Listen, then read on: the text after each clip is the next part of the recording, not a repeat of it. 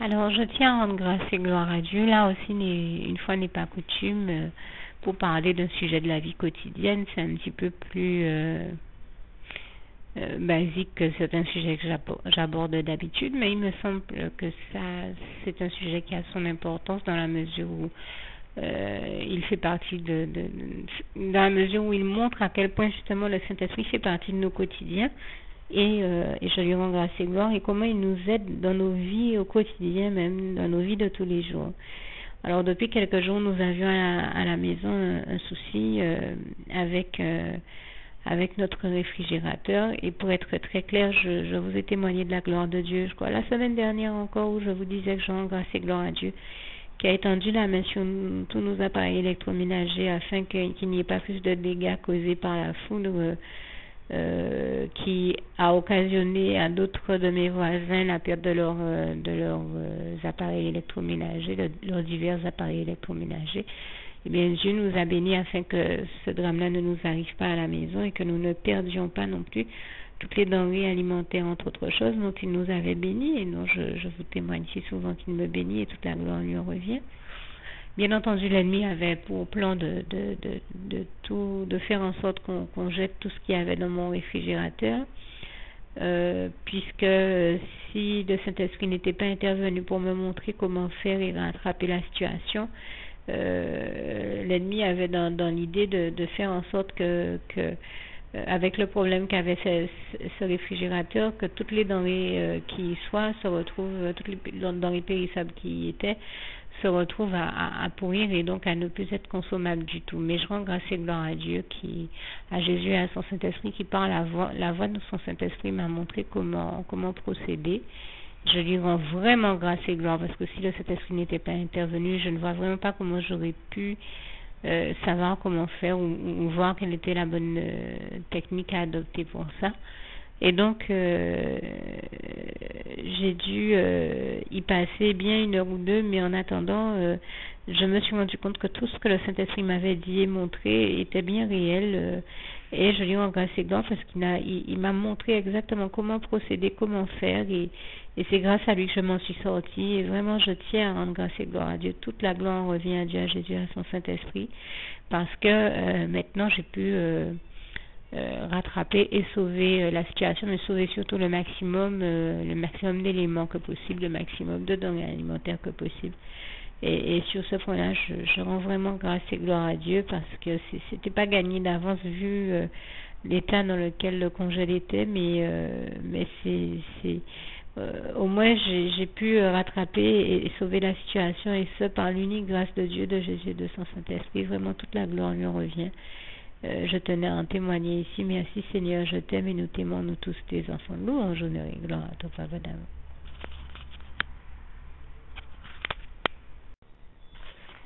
Juste une petite précision pour tous ceux qui ne sont pas encore, qui n'ont pas encore choisi la meilleure des options qui soit, qui est celle d'aller se placer, de faire le choix à soi-même, d'aller se placer dans les bras d'amour de Jésus-Christ. Pour se mettre à l'abri de ce monde cruel, eh bien, je partage avec vous la prière par le biais de laquelle on y accède. Et commence par vous rappeler également ce passage de Jean 14, verset 6, où il est écrit que Jésus-Christ est le chemin, la vérité et la vie. Nul ne vient au Père, Dieu, sans passer par le Fils Jésus-Christ, bien sûr. Je le dis à ma manière, vous regarderez comme il est actuellement écrit dans vos Bibles là encore. Et donc, n'hésitez pas à ouvrir vos cœurs à Dieu, à Jésus, à son Saint-Esprit, à être sincère avec lui et à lui adresser la prière qui suit, à lui dire tout simplement: Éternel mon Dieu, Seigneur Jésus-Christ, moi, un tel, vous dites votre nom et votre prénom, je t'accepte aujourd'hui comme mon sauveur personnel, le seul maître et roi de ma vie. Je remets toute ma vie entre tes mains puisqu'elle t'appartient, éternel mon Dieu, puisque tu l'as créée, cette vie. Donc tu en es donc le seul maître et propriétaire comme de tout ce qui existe dans tout l'univers. Je remets donc toute ma vie entre tes mains, je te la donne.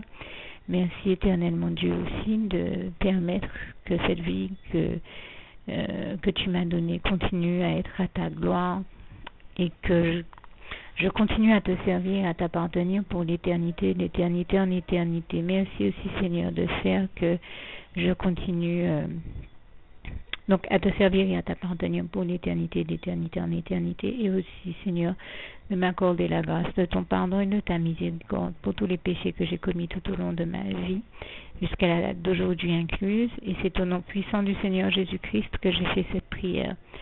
Et à vous tous qui avez fait cette prière, je vous dis que Dieu vous bénisse abondamment, puissamment, richement. Et surtout, n'hésitez pas à la partager avec tous vos proches et contacts, amis, membres de vos familles, collègues, bien-aimés, tous ceux que vous aimez. Et surtout tous ceux à qui Dieu vous mettra à cœur, avec qui Dieu vous mettra à cœur de la partager. Et comme j'aime à le dire, si vous n'avez pas encore pris le temps de faire cette prière, comprenez bien que voilà, ça ne vous coûte rien de la faire, c'est gratuit, c'est indolore, et que voilà, vous n'êtes pas obligé de me croire, mais moi il m'est arrivé tout comme vous de devoir faire cette prière un jour dans ma vie, et quand on m'a proposé de la faire, je me suis dit, et si c'était vrai, et si c'était vraiment Dieu qui, par ce biais-là, m'appelait à lui et me demandait de lui donner ma vie, de l'accepter, c'était Jésus qui était en train de vraiment me tendre la main et qui était en train de me demander de l'accepter comme mon sauveur personnel, je ne pourrais pas passer à côté de l'occasion de lui dire oui, parce qu'il faut aussi que je reste ouvert ou ouverte à ce que Dieu peut avoir à me dire. Il faut que je garde mon cœur et mon intellect ouvert à ce que Dieu peut avoir à me dire. Donc je me suis dit, je ne peux pas courir le risque de passer à côté de mon éternité, de passer à côté des meilleures choses de la vie, surtout si le maître et créateur de la vie m'appelle et cherche à me sauver. Pour être sauvé, il faut bien que je lui dise oui, que je souhaite qu'il me sauve. Oui, Seigneur Jésus-Christ, je t'accepte comme mon sauveur personnel. Et c'est le sens de cette prière. Et comme je dis, elle ne nous coûte rien à faire. Et puis surtout, moi je vous dis, du jour où je l'ai faite, j'ai vu Jésus changer ma vie en mieux sur tous les plans. Et donc je crois que ça ne vous coûtera rien, ça ne vous coûte rien vous non plus de la faire et puis d'expérimenter, de regarder comment les choses vont se dérouler dans votre vie, de regarder Jésus changer votre vie en mieux, à vous aussi.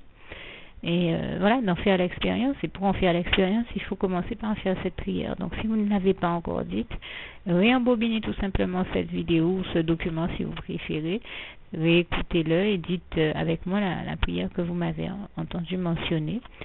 Et n'oubliez surtout jamais que tout est possible à celui qui croit en Dieu, en Jésus-Christ et en son Saint-Esprit, comme il est écrit en Marc 9, verset 23, et que tout est possible à Dieu, comme il est écrit en Marc 10, verset 27. Que Dieu vous bénisse donc et à bientôt.